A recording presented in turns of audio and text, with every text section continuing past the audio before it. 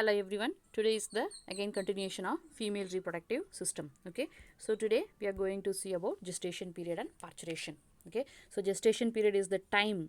Okay. So time where the fetus is present inside the mother's body. It is called as gestational period. So gestational period refers to pregnancy period. So the average gestational period is about nearly 280 days or 40 weeks from the date of last menstrual period. Okay, so what is the last menstrual date? So that is the LMP. So from that date we will calculate nearly 280 days or 40 weeks. So traditionally it is calculated as at 10 lunar months, but however in terms of now modern calendar it is calculated as 9 months and 7 days. So if the pregnancy ends before 28 week, okay, it is referred as miscarriage. If that is miscarriage means abortion. So if the pregnancy ends before 37th week, then it is considered as premature labor. Okay, so that is before the maturity term itself, that is the 40 weeks. So it is, if it is the fetus is coming or delivered, it is called as premature labor, and the fetus or the baby, it is called as premature baby. So next is the parturition. So parturition is the expulsion of or delivery of the fetus from the maternal or mother's body. So it occurs at the end of the pregnancy period. So the process by which the delivery of the fetus occurs, it is called as labor. So it involves various activities such as contraction of uterus, dilation of the cervix, and opening of the vaginal canal. Okay, so the uterus should, it is in a reverse order. The uterus should be contracted, the cervix next to the uterus it should be dilated, and the vaginal canal should be open.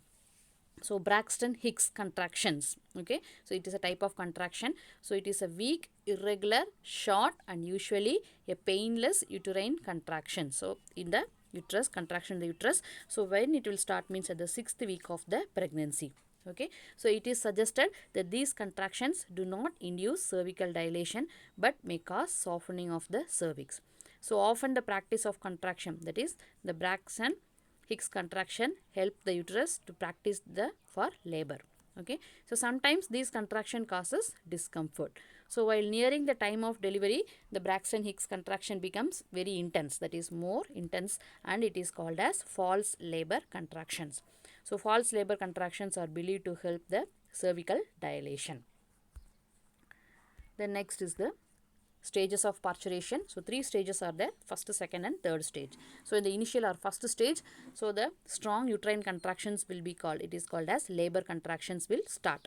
So labor contractions arise from the fundus of the uterus and move downwards, so that the head of the fetus is pushed towards the or against the cervix. Okay, so it results in dilation of the cervix and opening of the vagina.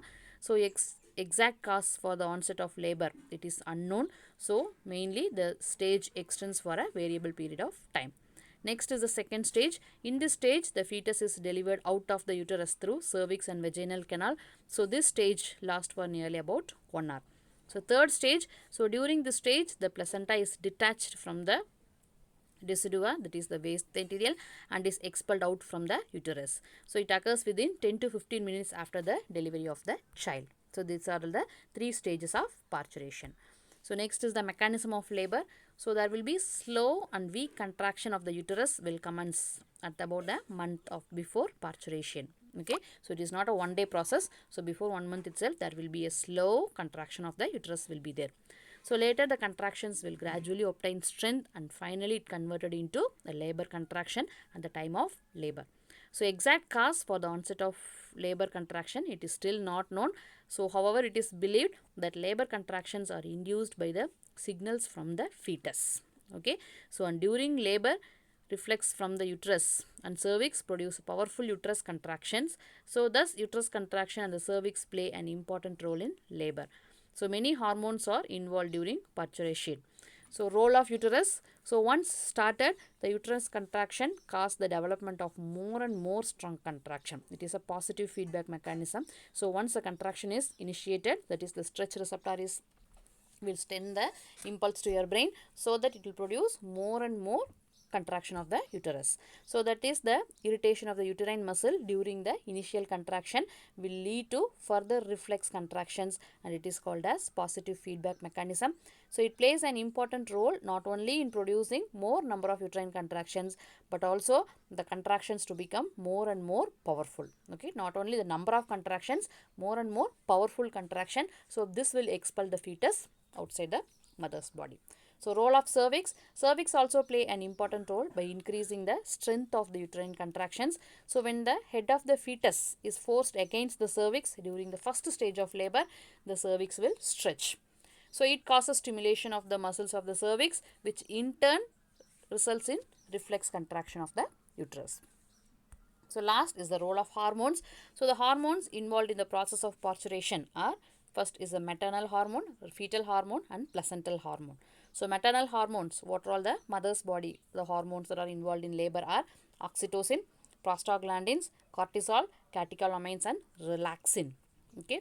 So the fetal hormones, so fetus, the hormonals are oxytocin, cortisol, and prostaglandins. And the placental hormones are estrogen, progesterone, and prostaglandins. So these hormones are involved in initiation and continuation and completion of the labor. Okay. So with this, today's topic is over. So remaining we can see in the next class. Take care. Bye bye.